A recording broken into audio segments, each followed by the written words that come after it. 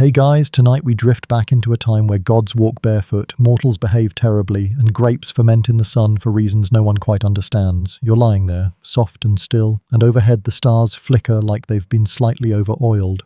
Somewhere between Olympus and your bedsheets, Dionysus, the god of wine, madness, and somehow theatre, starts stirring. He's the kind of god who doesn't enter quietly. You'll smell the wine before you see him, hear the laughing, the clapping, the crash of a goblet, and then the ivy slithers in through the window. So, before you get comfortable, take a moment to like the video and subscribe, but only if you genuinely enjoy what I do here, and let me know where you're listening from, and what time it is there. Always curious who's wide awake and who's drifting. Now, dim the lights, maybe turn on a fan for that soft background hum, and let's ease into tonight's journey together. You trudge through a field, vines curling at your ankles like curious pets. The sun is lazy and syrup thick over the olive trees. In the distance, there's a goat playing a flute. You're not sure if it's wearing sandals. Probably not. This is the world into which Dionysus is born. But not in a normal hospital band screaming in a blanket sort of way. No, Dionysus is born twice, once from his mother Semele and then again from Zeus's thigh. You probably won't survive this. Let's rewind. Zeus, king of gods and serial romantic disaster, fell for a mortal woman named Semele. She asked to see him in his full thunderbolt-wielding glory, which is basically the divine equivalent of staring into the sun while chugging hot glue. She combusted instantly. Whoops!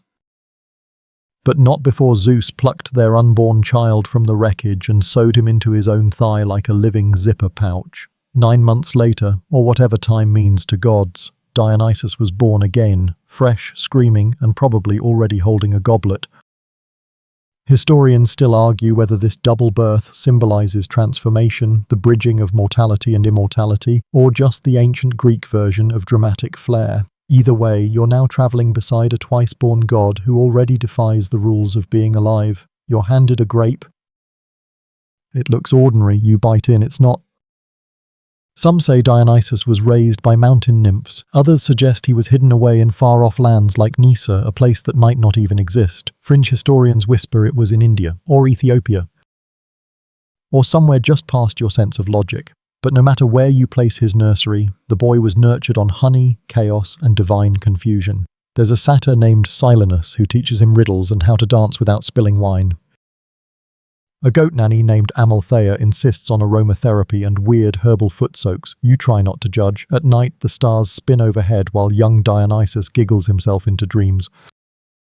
The world around him pulses with strange energy. Birds laugh, trees sway, even without wind. You think you hear a woman's voice echoing through the canyon. He's not like the others, and he's not. See, while the other gods sit atop Olympus, issuing divine decrees and polishing their golden chin straps, Dionysus starts wandering. Even as a kid, he doesn't stay put.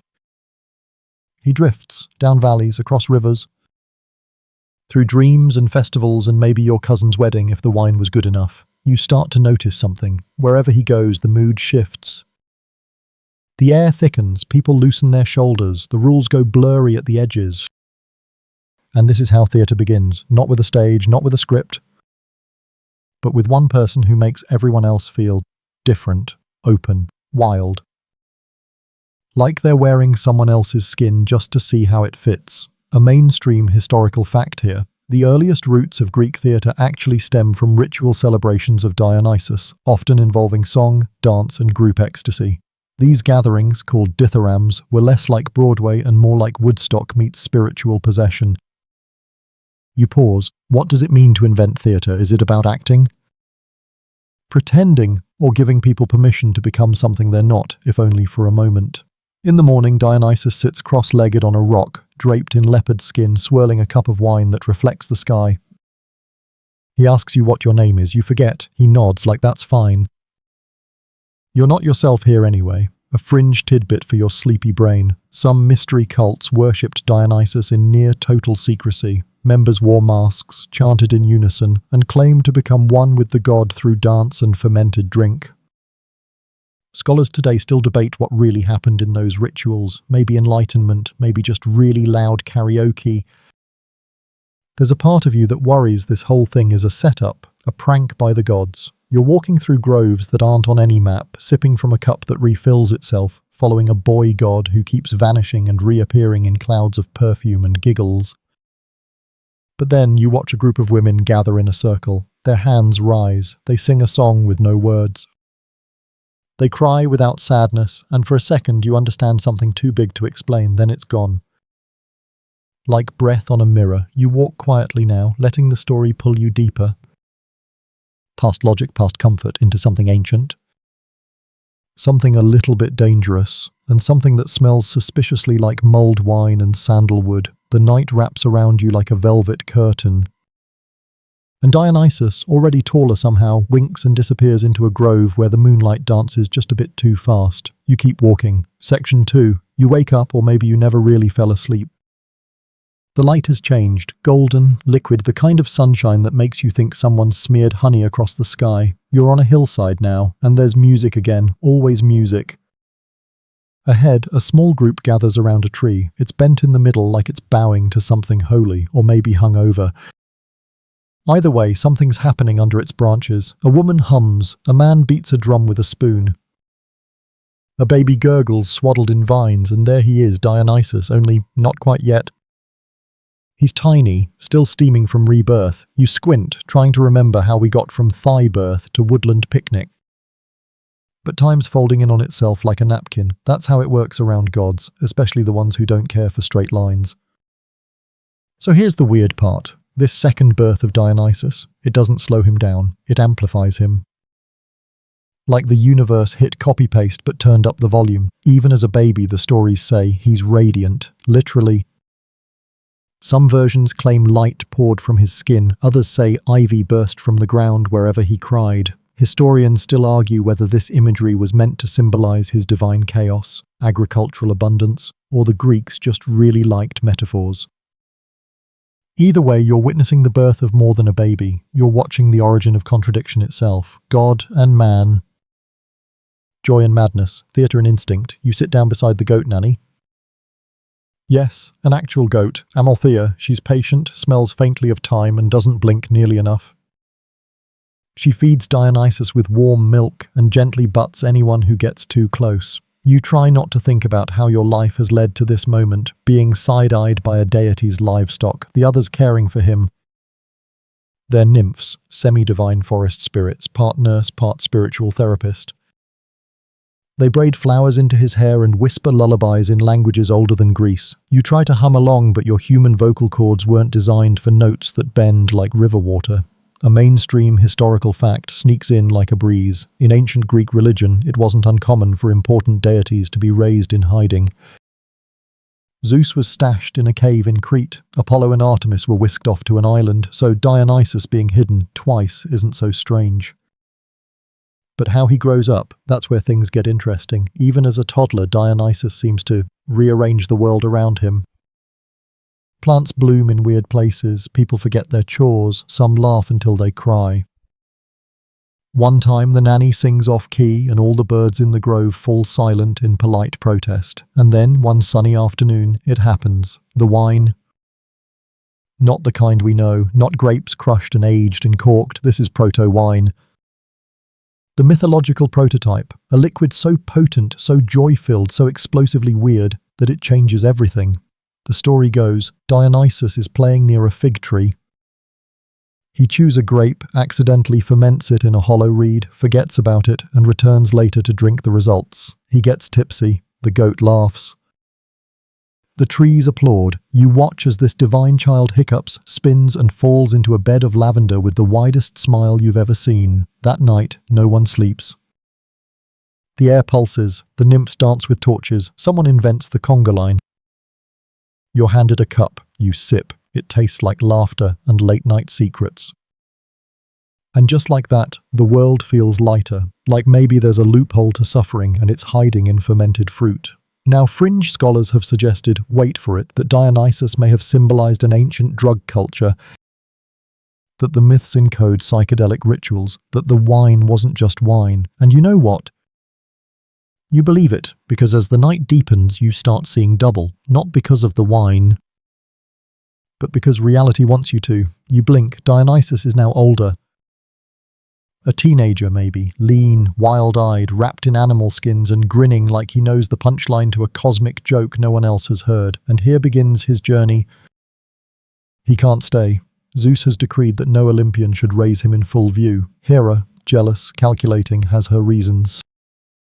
So Dionysus must wander, learn the world by foot, by laughter, by trial, and by mild arson. You follow. Of course you do. You pass through Phrygia, Lydia, Syria. Every village is slightly altered by his presence.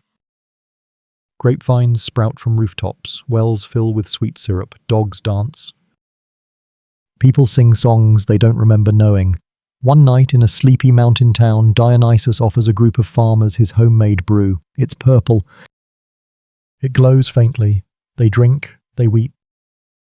They build him a shrine out of clay and garlic. Another time, a woman swears she saw his shadow dancing across the moon. Still, not everyone welcomes him. There's an innkeeper in Thrace who tries to ban the god's party. The wine turns to blood. The man grows donkey ears. You blink, it's gone, normal again.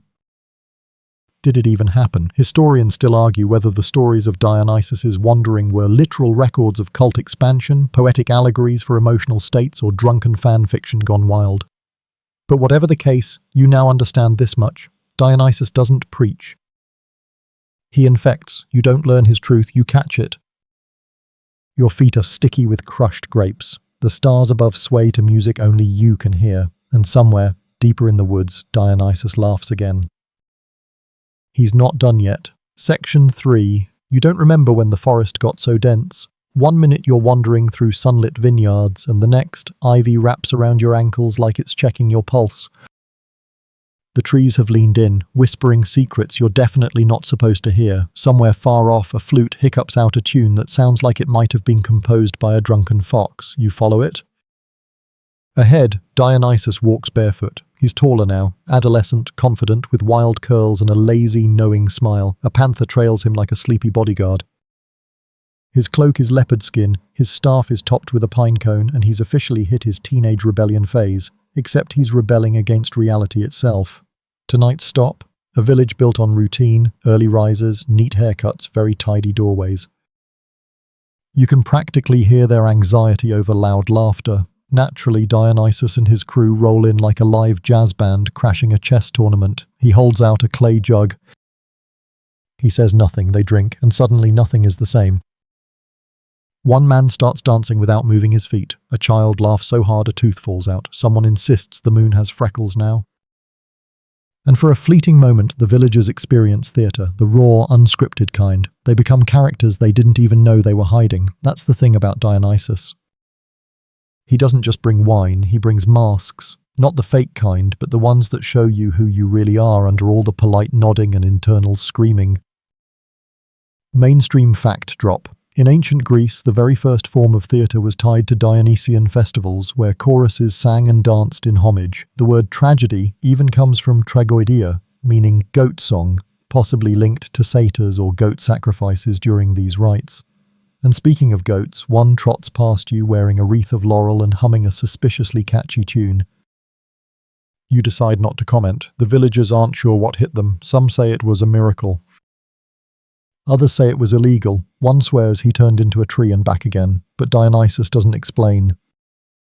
He never does. He just smiles, tilts his head, and fades into the night. You catch up with him by a stream.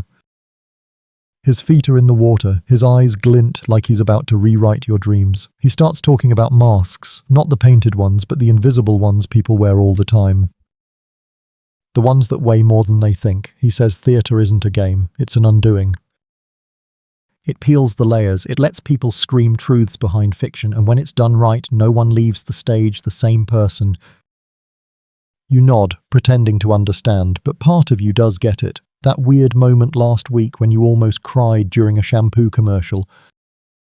That's theatre too. Fringe tidbit incoming. Some scholars believe that the actors in early Dionysian rituals may have entered trance states, channeling not roles but divine personas, not pretending to be gods. Becoming them, its performance as possession, audience as witness. Theatre as exorcism. You take a deep breath. The forest smells like mint, moss, and leftover fireworks.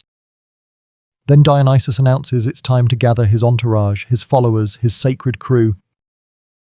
The Maenads. You watch as women, young and old, wealthy and not, barefoot and howling, emerge from the trees. Their eyes are wild, their hair tangled with ivy, their arms lifted like they're conducting the stars. They move together, one breath, one beat, one primal rhythm. You wonder what power he has over them. But here's the twist, it's not control. It's permission. They're not hypnotized, they're liberated. From judgment, from shame, from roles they didn't audition for. The Maenads dance because, for once, no one's telling them to sit still. You stand back, part terrified, part envious. One woman plucks a fig from the air, another sings into a shell, a third just laughs and spins and calls the wind by its nickname. This is what Dionysus offers, not chaos, but release, a crack in the marble of polite civilization, a vine growing through the floorboards. A stage without a script. Historians still argue whether Maenadic rituals were actual spiritual awakenings or just a chance for people, especially women, to let go in a society that rarely let them breathe. The truth probably lives somewhere between anthropology and metaphor. One Maenad tosses you a fennel staff, called a thyrsus. It's soft at the top like a weapon pretending to be a flower. You hold it wrong. No one corrects you, that's the point. Night deepens. Dionysus begins to teach the villagers a new kind of drama, not the shouting in the marketplace kind, but sacred theatre, the kind that pokes at your soul until it squirms. He shows them how to wear masks to speak truer words, how to sing in chorus so their fears don't echo alone, how to become something ancient and holy, just for an hour, and when the torchlight flickers low, he whispers something you won't remember until much later. Every human is a stage. Every heart holds an audience. You blink. The villagers are asleep now, curled up in grape-stained robes, smiling like they've finally exhaled a lifetime. Dionysus walks on. And you follow, thyrsus in hand, not sure if you're in a story or a fever dream, but certain that something inside you is waking up, and it smells like ripe pomegranates and rebellion. Section 4. By now you've stopped asking questions like, where are we? Or, is that tree wearing a toga? The answer is always some variation of, Dionysus was here. And when Dionysus visits, the laws of time and fabric tend to unravel just a bit. Tonight the path winds upward. Crickets murmur in the distance. You step over a lyre, half buried in the mud, like someone got distracted mid-sonata and wandered off to wrestle a cloud. At the crest of a hill, torches bloom like flowers. A group has gathered. Men, women, strangers in fox masks and ivy crowns. They're building something, a wooden platform, circular, rough, but solid. It's not a stage yet, but it will be. You can feel it humming with potential. Dionysus stands in the center, barefoot as always, arms outstretched. We will play, he says, like it's a sacred commandment. And maybe it is. Tonight is for performance, but not like the Greeks will later define it, not yet. This is proto-theatre. The fossil of drama before the skeleton hardened. The first actors are volunteers, coaxed by wine and rhythm. They don't memorize lines, they channel stories that seem to bubble up from the earth. One man pretends to be a god, another is a donkey. A third keeps falling over and everyone applauds. It's hilarious, it's chaotic. And somehow, it feels important. You take a seat on a mossy log, a Maenad leans over and whispers, "You're part of the play too." You just don't know your role yet. Comforting. Mainstream historical nugget, the earliest formal Greek theatre, around the 6th century BCE, originated in Athens during the city Dionysia, a massive festival dedicated to Dionysus where entire tragedies were born. Masks were worn, choruses sang, and dramatic competitions were held. Winners were celebrated like Olympic athletes. The theatre was not just entertainment, it was a civic, spiritual event. But this hilltop play, it's messier, looser, more like jazz than opera. And you realize this is the seed, the raw impulse, the first time humans pretend for a crowd and discover that pretending can heal. The woman playing Persephone laughs so hard she forgets she's supposed to be kidnapped. Hades just shrugs and starts juggling figs. The audience erupts. One old man wipes tears from his eyes, either joy or nostalgia or both. Then the mood shifts. Dionysus raises a hand. The drums slow, the fire dims, the next scene is heavier. A young boy steps forward, his voice shakes. He speaks of loss, his mother, the war, the weight of growing up too fast. It's not part of any myth, you know, it's his story, real, raw. unrehearsed, and no one laughs. Because this too is theatre. Fringe theory time. Some scholars suggest that Dionysian rites may have been therapeutic, almost proto-psychological, a space where people could process trauma through symbolic action. Laugh, cry, scream, all behind a mask. The Greeks didn't have therapists, they had amphitheatres. Dionysus watches the boy with that strange, soft gaze of his, the one that says, "I see you, and I'm not scared." The chorus begins to hum, low, steady. Not a song exactly, but a holding pattern of sound. It's like the group is carrying the boy's sorrow, spreading the weight. The moment passes. A Maynard hands him a cup. He drinks, he smiles. And the play continues. Now you notice something odd. Some of the actors are not people. A satyr joins the cast, a half-goat trickster who improvises most of his lines and keeps falling off the stage on purpose. Then there's a man in a lion mask who purrs between scenes. Even the wind seems to have a role, whispering dialogue no one wrote. And that's the magic of Dionysus. The boundary between performer and performance dissolves. Nature joins the cast. The audience becomes the story. Nothing is fixed. Everything is flux. You blink. Someone hands you a mask. It's warm, carved from olive wood, and painted with a smile wider than yours. You hesitate, then you put it on, and everything changes.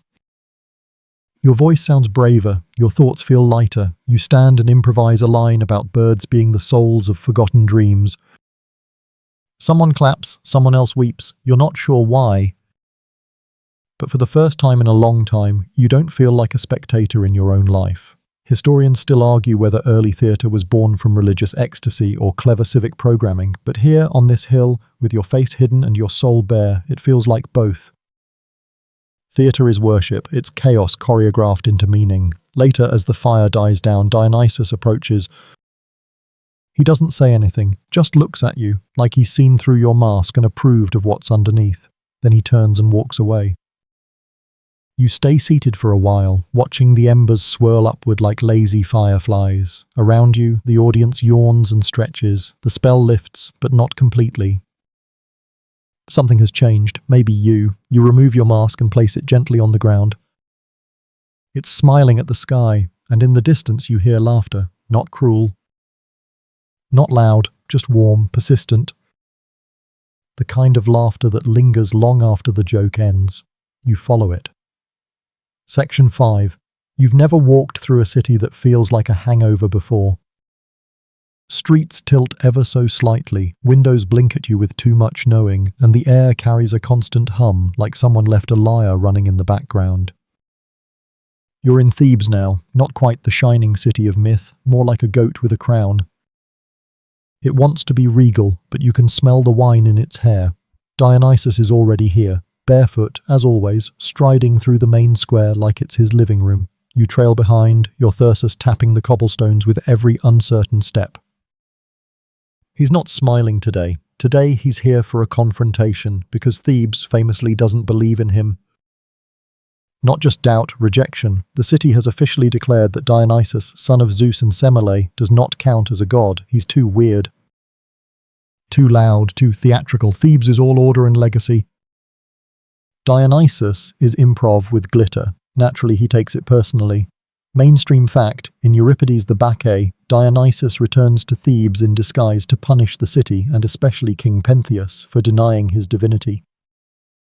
The play remains one of the most powerful works of ancient Greek tragedy, a deep dive into repression, identity, and the wildness people fear in themselves. But you're not watching a play, you're inside the myth.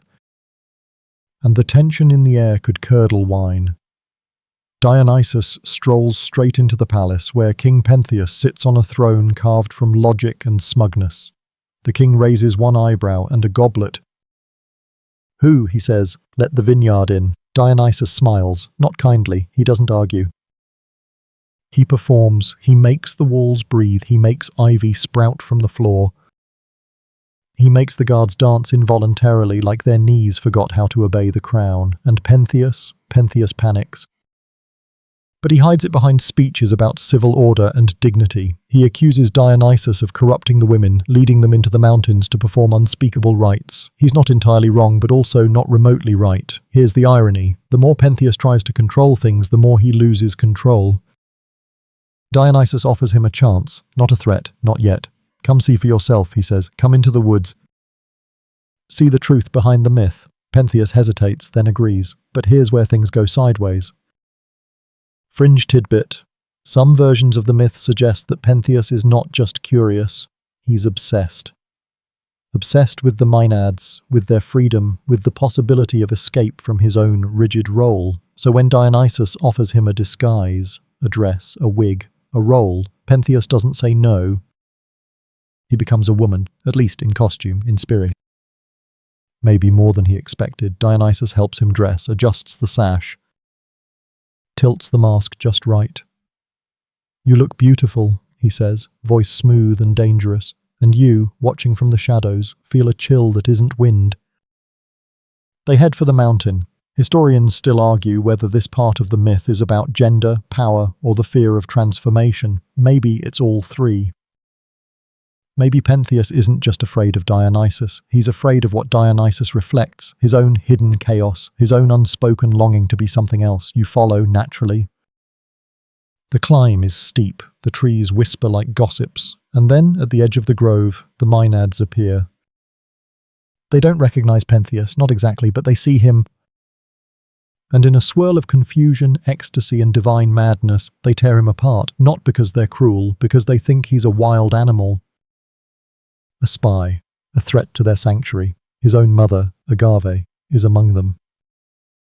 When she returns to the city, she's still smiling, cradling a lion's head that isn't a lion. It takes time for the illusion to fade, and when it does, the silence in Thebes is thicker than wine sludge.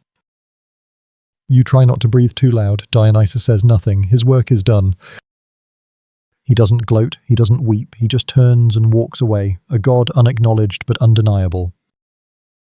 His revenge wasn't just against a king, it was against the idea that there's only one way to be divine. And you learned something, that theatre isn't always safe, that pretending can reveal or destroy. That identity is slippery, dangerous, powerful, and that Dionysus isn't the god of chaos, he's the god who reminds you how fragile your order really is. You sit on a ruined step as the sun rises over Thebes. The wine has soured, the masks are cracked, but something in you feels sharper, wiser, like you've survived something that wasn't entirely metaphor. You glance over your shoulder. Dionysus is waiting. He lifts a cup. You drink. And the next act begins. Section 6. The cup doesn't taste like wine anymore, it tastes like memory. Or maybe that's just your brain unraveling a little, trying to process what just happened in Thebes. The image of Pentheus, dressed in borrowed softness, torn down by his own mother in a haze of divine misrecognition. It clings to your thoughts like grape stains on linen. You try to shake it off. But Dionysus doesn't let you linger. He's already on the move, sandals slapping stone as he leads you out of the city and into the hills again.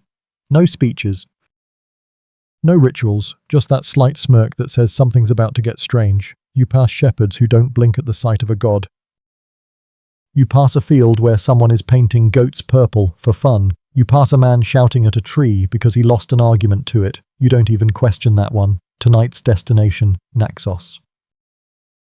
And if Thebes was the stage of tragedy, Naxos is where the romantic subplot kicks in.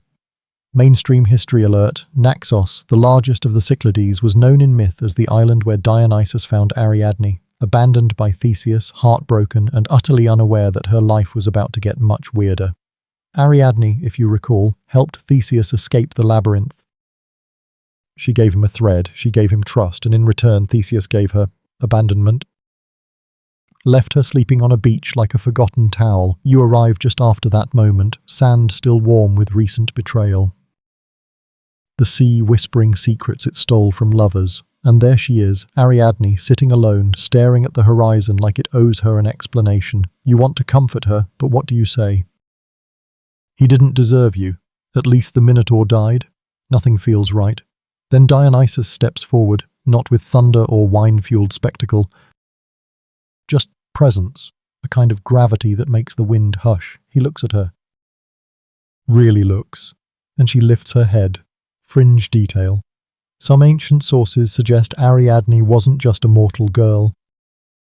She may have had divine ancestry, or at least a spark of something immortal. Maybe that's what Dionysus saw in her, not a rescue mission, but a reunion. They don't speak much at first. He offers her wine. She sips. He sits beside her in the sand. The moon rises. The waves keep pretending not to listen. Then she laughs. A soft, surprised laugh, like it snuck up on her. You don't know what he said? Maybe he quoted a goat. Maybe he told her Pentheus's story with a lighter ending. Maybe he just sat still long enough for her pain to exhale. But from that moment, everything shifts. Ariadne doesn't just recover, she rises. Historians still argue whether their love was romantic or symbolic. Was Ariadne the soul, redeemed through divine madness? Was she a mortal elevated to godhood as an example of liberation? Or was it just a really good rebound? You don't care, because what comes next is joy. The island erupts into celebration. Maenads arrive by boat and by inexplicable wind. Satyrs spill from the woods. Someone brings a lyre. Someone else brings a giant wheel of cheese. You don't question it. And in the center of it all, Ariadne and Dionysus, dancing, not formal, not polished. Just wild and free, like two people who remembered what it feels like to be seen and survived. You get pulled into the dance. A satyr steals your sandal and throws it into the sea. You laugh anyway. The music is sloppy but alive, and every beat feels like a heartbeat you'd forgotten you had. This isn't theatre. It's not a ritual, it's a celebration of being, of waking up after sorrow and still having the audacity to twirl. The sky deepens, stars appear like freckles, and then something miraculous happens. Dionysus places a crown of stars on Ariadne's head, not metaphor, actual stars. They lift from his fingers and spin above her, forming a glowing arc. Later, they'll call it the Corona Borealis, the Northern Crown. Astronomers will study it. Poets will swoon over it, but tonight it's just Dionysus saying, "You matter enough to be written in the sky." You catch yourself smiling. Even the ocean sighs. By morning, the beach is a mess. Empty wine jars, passed-out satyrs, a goat wearing lipstick. But Ariadne is still glowing, and Dionysus, he's watching the horizon again. Because he never stays in one place too long. You ask him quietly why he saved her. He shrugs. Because the world needs people who know how to survive heartbreak. You don't ask more. You walk the shore, toes in the tide, and wonder how many people have danced through grief into joy without ever knowing the name of the god who guided them. But now you do. And tonight, you sleep under a constellation shaped like a second chance. Section 7. By now, you've realized Dionysus doesn't walk in straight lines. He meanders, sidesteps, dances backward into meaning.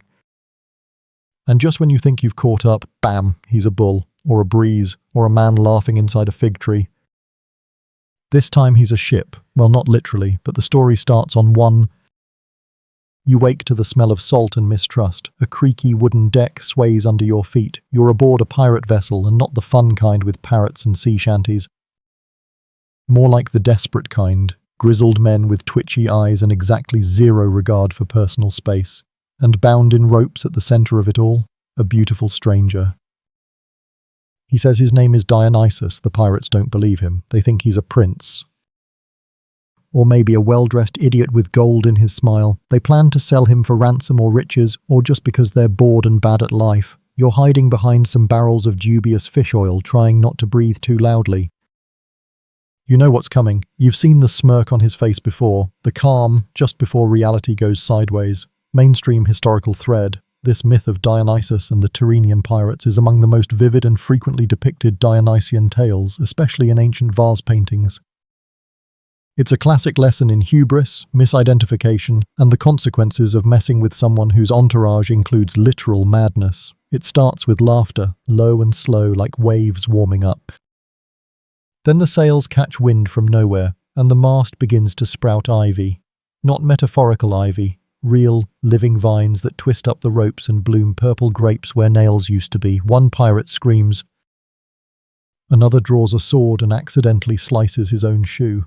And Dionysus? He stands, ropes falling off like they were embarrassed to be touching him. His eyes glow gold, the air shimmers, music plays from nowhere. You swear you hear flutes and giggling, then the transformation begins. Fringe version. Some poets claim that Dionysus didn't just punish the pirates, he turned them into dolphins. Others say they were driven mad and flung themselves into the sea voluntarily. Either way, the result is the same. Terrified men leaping overboard, limbs flailing, screams lost in spray. And where there were pirates, now there are dolphins.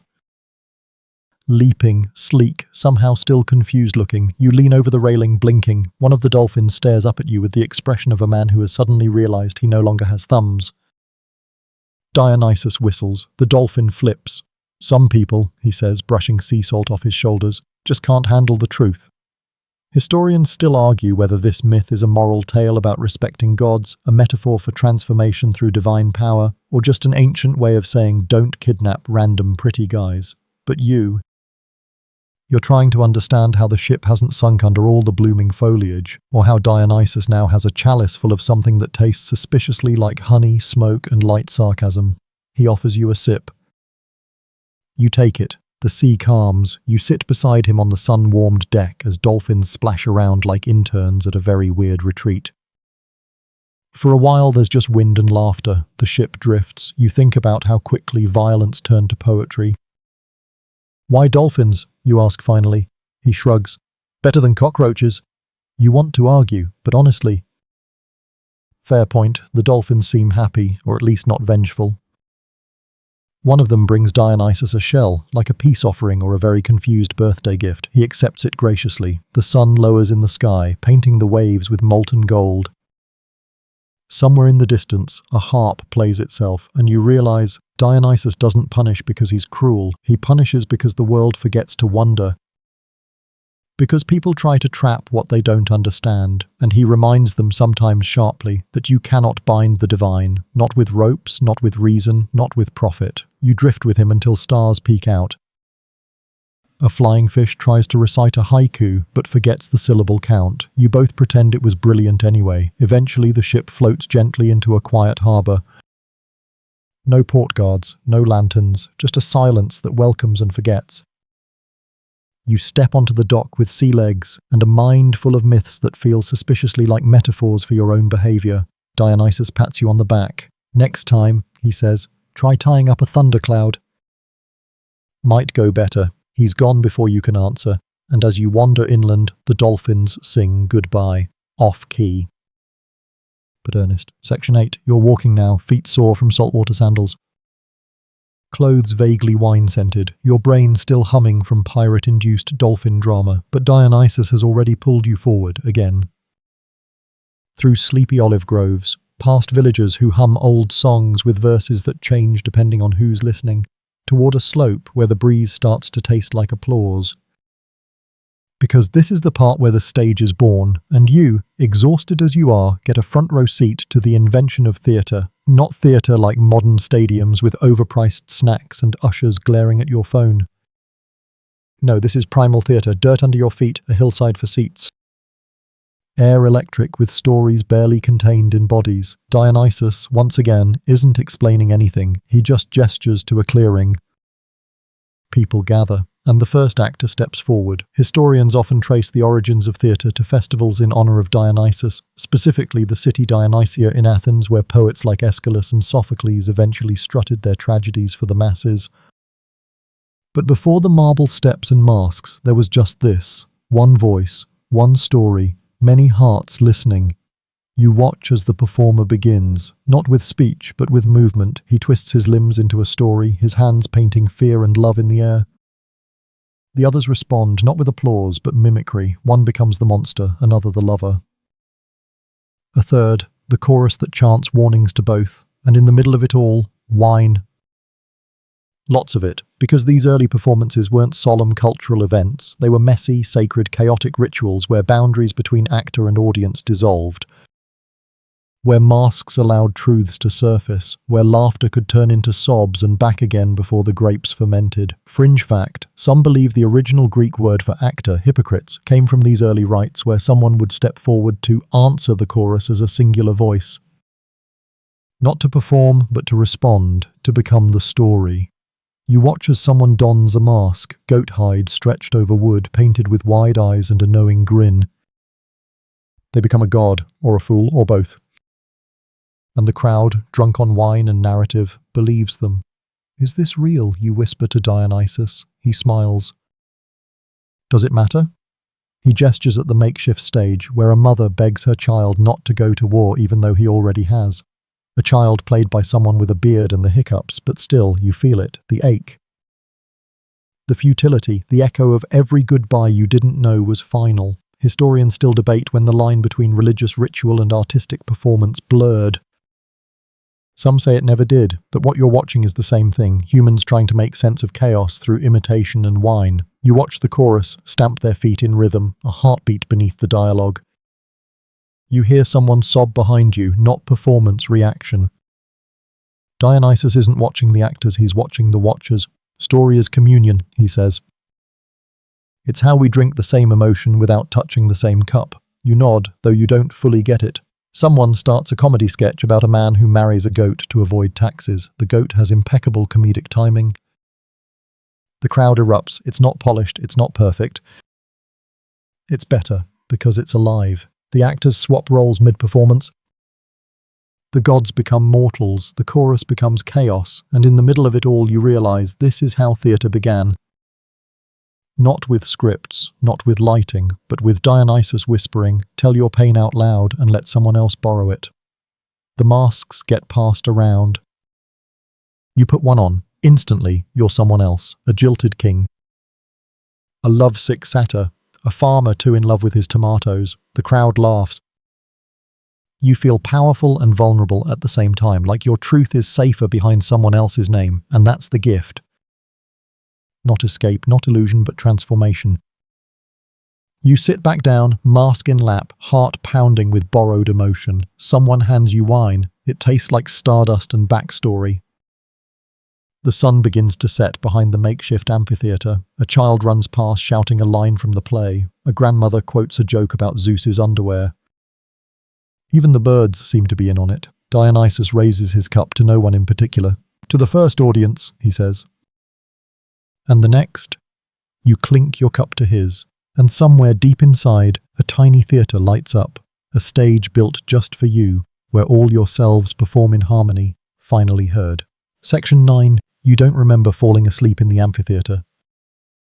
But you wake up with dirt in your hair and the faint memory of a man proposing to a statue during last night's comedy. A nearby flute plays softly, and Dionysus is already standing perfectly clean, completely awake, and probably having not slept in 3 centuries. "Big day," he says, offering you olives wrapped in fig leaves. "Time to go down." You blink. "Down where?" He just smiles. So you walk.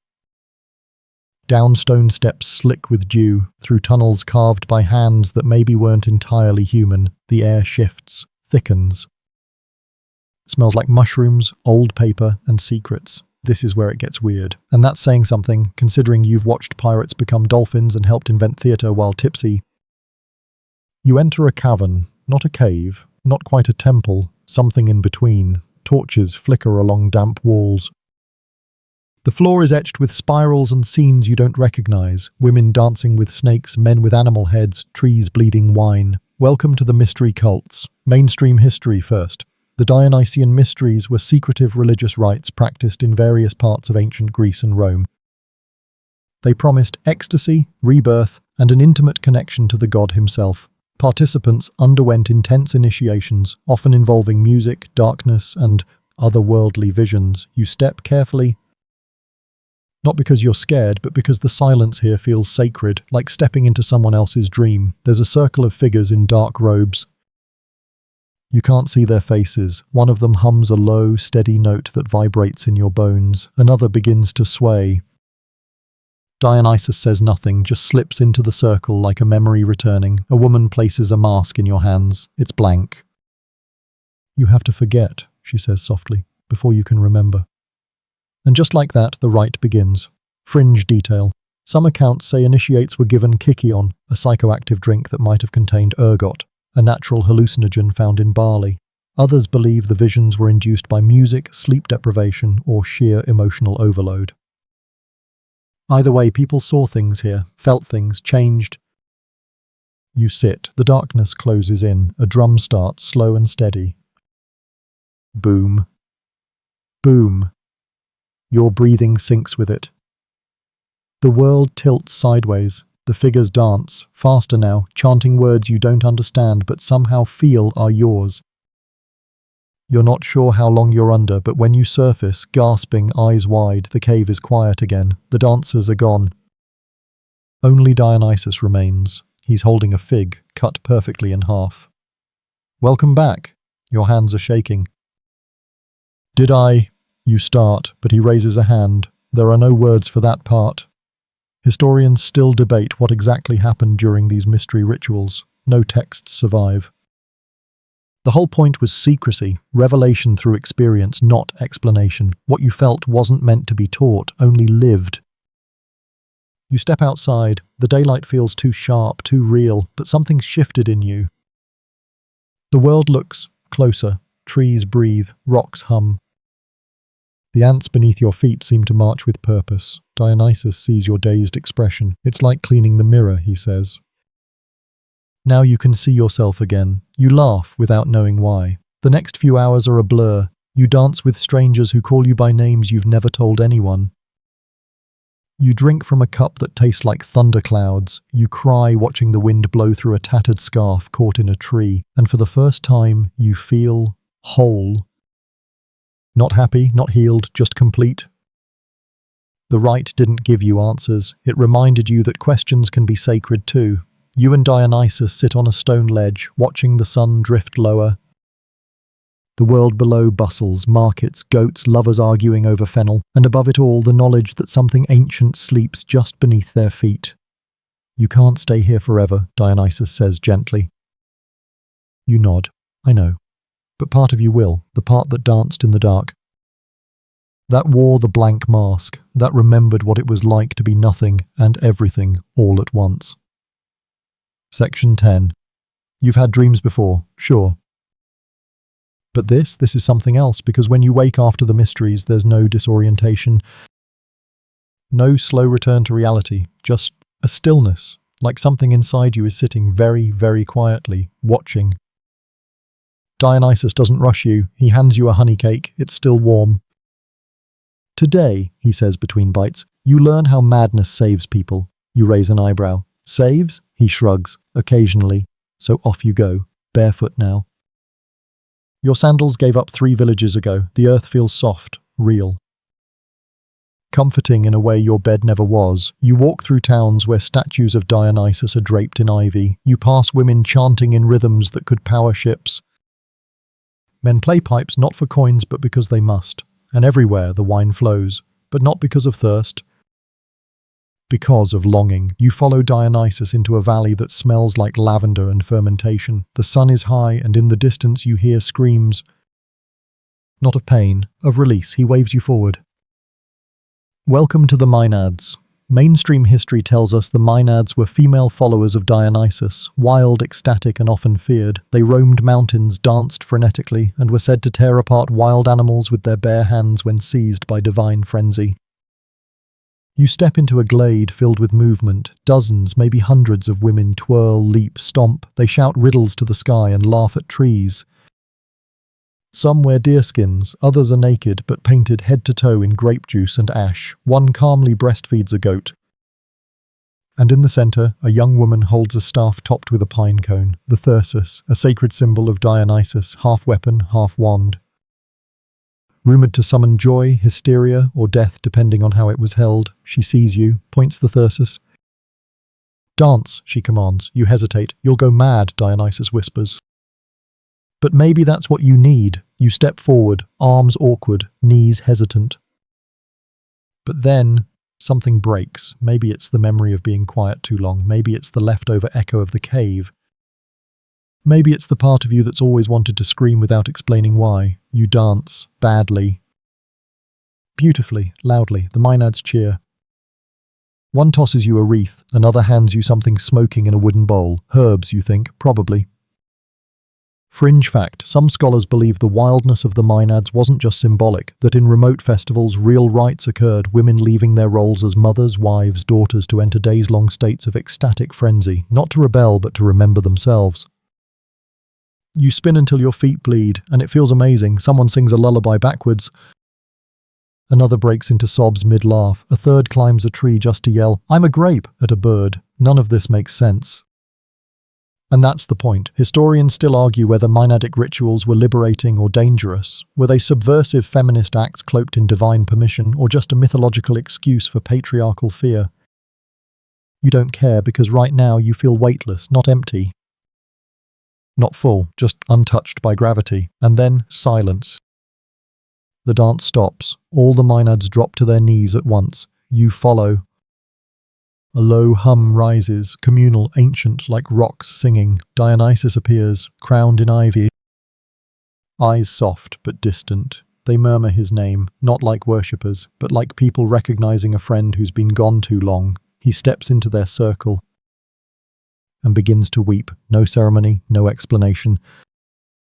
Just the god of wine and madness crying as his followers hold him one by one. You realize then, Dionysus isn't the god who gives you pleasure. He's the god who gives you permission to cry, to collapse, to scream, to laugh, to be. And the Maenads, they're not wild, they're free. The glade fades as the sun slips behind the mountains. Fires flicker on. Dionysus finds you, smudges ash on your forehead. "Now," he whispers, "you understand. You don't ask what. You just lie on the grass, heart beating like a drum, while the Maenads sing lullabies to the moon. And maybe, for the first time in your life, you sleep without holding anything back." Section 11. You wake to dew on your eyelashes and dirt under your fingernails. Your head is surprisingly clear. No hangover, no regrets, just a buzzing calm, like your cells are all humming the same sleepy tune. Dionysus is already standing, wearing the same grin that somehow says, "I have no idea what I'm doing, and I invented this entire mood at the same time." "Ready for a little politics?" he says. You groan, but he's already walking, and so you follow, trailing behind like a student who accidentally wandered into the wrong class but decided to stay because the snacks were good. You pass olive groves and abandoned shrines, dusty roads and ruins still warm from the sun. Each step feels older than the last. Eventually you reach the city again, Athens, but not the festival version. Not the drunk poets and masked dancers. This is Athens at war with itself, and Dionysus, he's about to become essential. See, the theatre he inspired didn't stay a party trick. It evolved, sharpened, became the pulse of civic life. Tonight you're going to a play that doesn't just entertain, it confronts. Welcome to the theatre of Dionysus, a space where myth and politics crash into each other like badly trained chariots.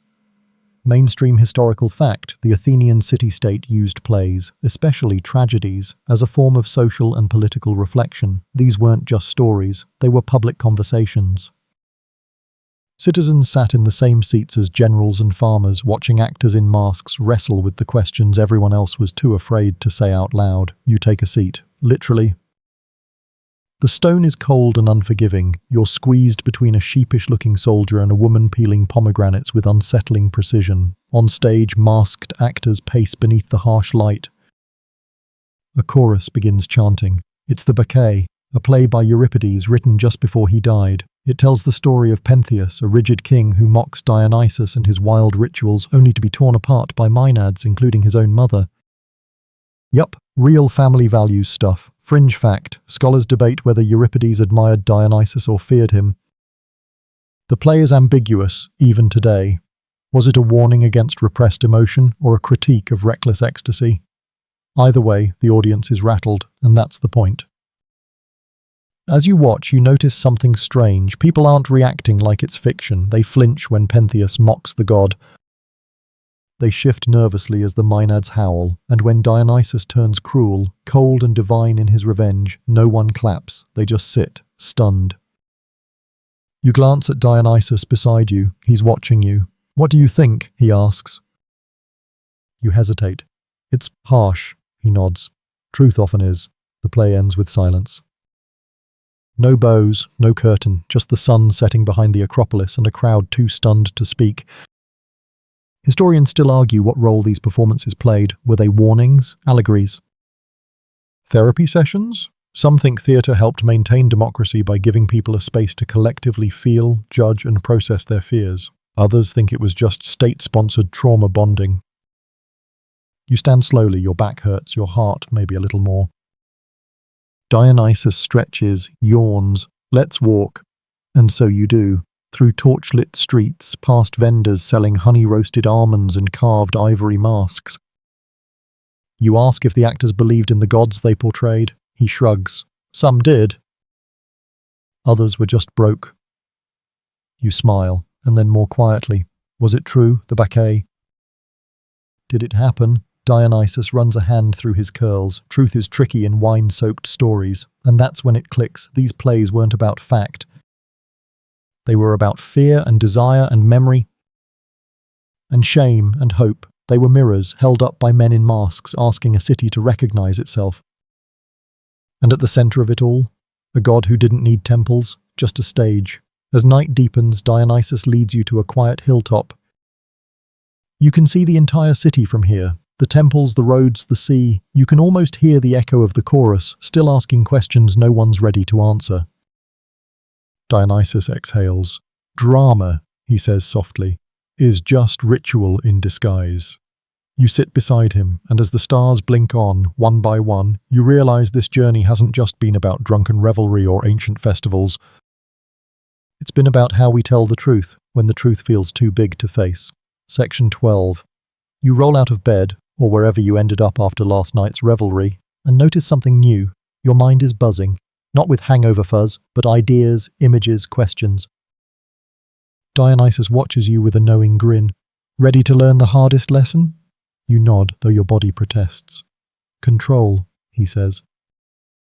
Or the illusion of it. You follow him into the heart of Athens again, but this time it's quieter. The chaos of the festival is gone, replaced by bustling markets and serious faces. The lesson is about self-control and madness, a paradox that Dionysus himself embodies. The god of wine and frenzy, yes, but also the master of boundaries. You listen as he explains. In every revel there's a line. Cross it and you're lost.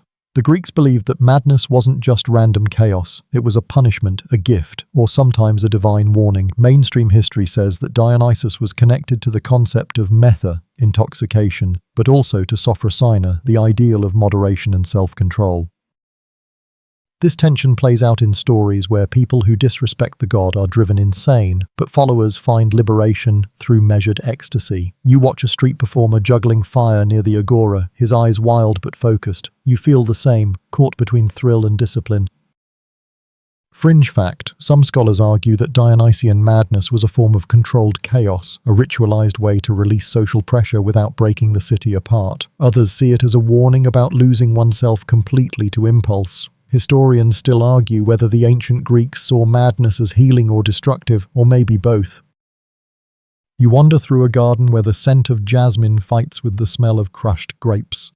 Dionysus plucks a vine leaf, rolls it between his fingers. Think of madness as a door, he says. Sometimes you need to open it a crack, not all the way. You imagine yourself standing at that door, opening it just enough to feel the breeze of freedom, but not so wide that the wind sweeps you away. He chuckles. Most people never even touch the handle. You smile. Maybe you're different.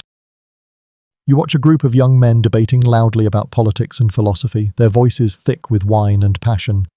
This, Dionysus says, is the real theatre, life itself, raw and unpredictable. Later you sit by the river, watching moonlight ripple on the water. Dionysus leans back, eyes reflecting stars. Balance, he whispers, isn't about control. It's about knowing when to let go. You nod slowly.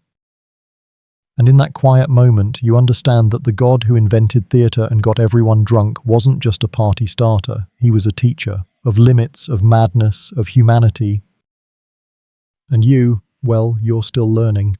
Section 13. You've been following Dionysus for days now, through wild forests, buzzing cities, smoky caves, and it's starting to feel less like a tour and more like a new reality. The haze of myth and the sharp edge of history blend until you can't tell where one ends and the other begins.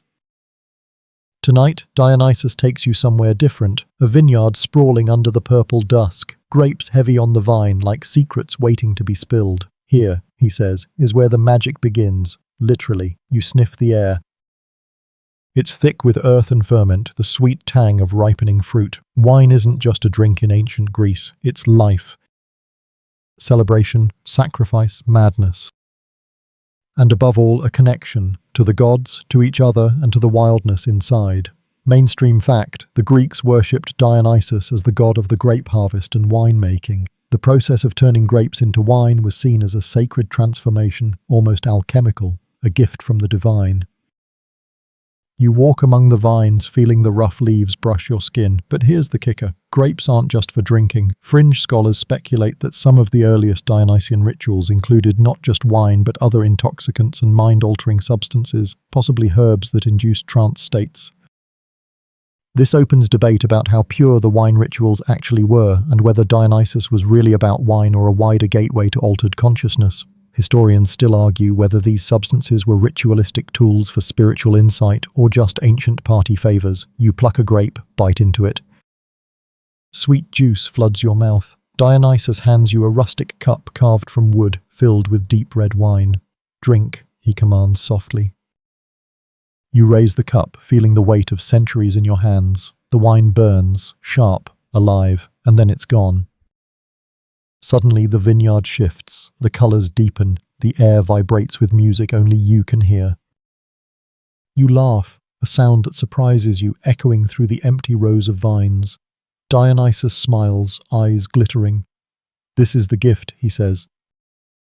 The door between the everyday and the divine. You want to ask, what happens if you never come back? But the question catches in your throat. You sit on a fallen log, letting the world blur and sharpen at the same time. The wine opens your senses. You feel the sun on your back, the rough bark under your fingers, the distant hum of the city. You imagine the first humans discovering fermentation, gathering fallen grapes, watching the juice bubble and change, daring to taste. That moment was more than survival. It was the birth of culture, the start of stories, of madness, of theatre. You sip again. And suddenly, the line between the god and the mortal feels thinner. You wonder, are you drinking wine, or is the wine drinking you? Dionysus laughs, a sound like bells and thunder.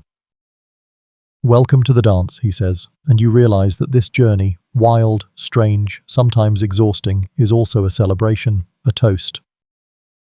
To life in all its messy, beautiful, intoxicating glory. Section 14. The morning after the vineyard's magic, you awaken feeling oddly grounded, as if the wine has settled somewhere deeper than your stomach. Dionysus is already awake, humming a tune that sounds both ancient and endlessly familiar. Today, he says, you'll learn about the masks, the literal and metaphorical kind that shaped Dionysian theatre and, by extension, society itself. You follow him through Athens' winding streets toward the ancient theatre, now empty but still humming with the echoes of past performances. The masks, Dionysus explains, were more than just props. They transformed actors into gods, monsters, and heroes. They allowed the wearer to become other, to step outside themselves and embody something bigger, darker, or more divine. Mainstream fact, ancient Greek theatre used large, exaggerated masks to help actors project emotions to audiences in massive amphitheatres. These masks had built-in megaphones and were crafted to amplify the actor's voice and expression, making them essential tools in storytelling. You try on a mask Dionysus hands you. It's heavy, oddly warm.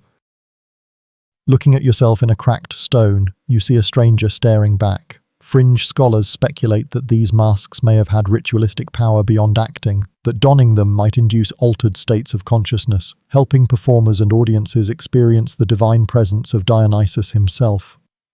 Historians still argue whether the masks were purely theatrical devices or spiritual tools for communal catharsis and religious experience. Walking backstage, you catch a whiff of incense mixed with sweat and earth. The chorus, you learn, was the heartbeat of the play, singing, chanting, commenting on the action, and guiding the audience's emotions. You sit in the empty seats, imagining the packed crowds, their shouts, laughter, tears. The masks, the chorus, the stories, they weren't just entertainment, they were rituals of transformation. You ask Dionysus if people really believed the gods appeared through actors. He smiles. Belief isn't always black and white, sometimes it's about feeling. As the sun dips low, you realize that the masks teach a profound lesson, that identity is fluid and that sometimes to understand ourselves we must wear a different face. You take off the mask, feeling strangely vulnerable. Dionysus pats your shoulder. Try it again tomorrow. You laugh, but you know this journey has only just begun. Section 15. The night is thick with silence, broken only by the soft rustling of olive branches swaying in the gentle breeze. You and Dionysus sit on a weathered stone wall overlooking the city, the lights below flickering like fireflies caught in a jar. He turns to you, eyes gleaming with a mix of mischief and wisdom. You think this is all just about theatre and wine? About wild parties and masks? You shake your head, exhausted but curious. No, he says, it's about community. You feel the weight of his words settle over you like a warm blanket. Dionysus wasn't just a god of chaos. He was a god who brought people together, who broke down barriers and erased social ranks, if only for a moment. Mainstream historical fact. The Dionysian festivals, such as the city Dionysia in Athens, were some of the few occasions when all classes gathered, slaves, citizens, women, men, to watch plays, celebrate and participate in rituals. These festivals helped forge a shared identity in the often fractious city-state. You recall the noisy crowd at the theatre, the mix of laughter and solemn silence, the sense of belonging that thrummed beneath it all. Fringe historians suggest that Dionysian rituals functioned as a form of social leveling, temporarily suspending normal hierarchies and allowing for expressions of freedom and subversion that reinforced rather than undermined the social order. Historians still argue whether these moments of release truly empowered marginalized groups or served to reinforce control through catharsis. Dionysus laughs softly, breaking your reverie. Even the wildest parties have rules. You nod slowly. It dawns on you that the chaos, the madness, the masks, they're all part of a larger dance, one that keeps the city's heartbeat steady, and tonight, as the stars wheel overhead, you feel a rare peace. Not the drunken kind, but the kind that comes from understanding something bigger, something timeless. You lean back, eyes half closed, and listen to the soft chorus of night sounds. This is the true gift of Dionysus, the messy, beautiful balance between order and chaos, individuality and community, between the wine and the mask, between the self and the god. And as your eyelids grow heavy, you realize you're finally ready for the last step of this journey. Section 16. You wake to a dawn tinged with gold and violet hues, the city still whispering dreams and secrets. Dionysus stands nearby, looking less like the wild god of the vine and more like a quiet guardian of the human spirit. Today is different. No wine, no masks, no revelry, just stories. Stories that have survived millennia, whispered by the breeze and carried in the heartbeats of millions. He leads you to a simple amphitheatre on the outskirts of Athens, where the first seeds of theatre were planted. The stage is bare, but the air is thick with expectation. You realize that theatre, born from the drunken madness of Dionysian rites, has become one of humanity's greatest gifts. Mainstream fact. The city Dionysia festival included competitions for playwrights like Aeschylus, Sophocles, and Euripides, whose works shaped Western drama and philosophy for centuries. The theatre was both entertainment and a space for public dialogue about morality, politics, and human nature. You watch as Dionysus gestures to invisible actors, his voice weaving the tragedies and comedies into a living tapestry. Fringe researchers propose that these performances also served as early psychological experiments, allowing audiences to confront fears, desires, and societal tensions in a controlled, symbolic environment. Historians still debate whether ancient theatre was more about catharsis or social control, or if it somehow managed to be both. You feel the weight of centuries pressing on your shoulders. The drunken parties, the masks, the madness, they all led here, to storytelling as a bridge between gods and mortals, madness and reason. Dionysus smiles softly.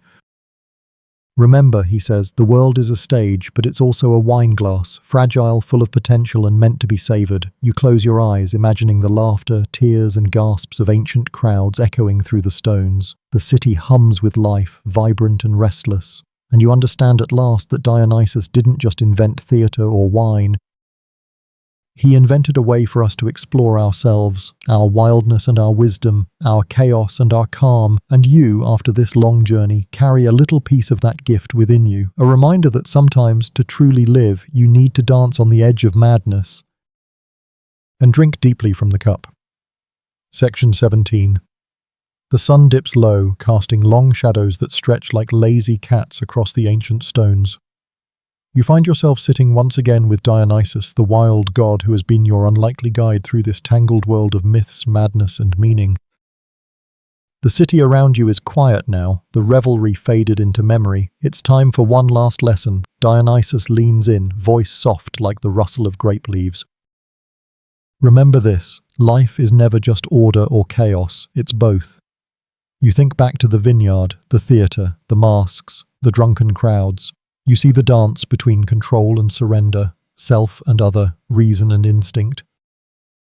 It's messy, it's complicated, it's beautifully human.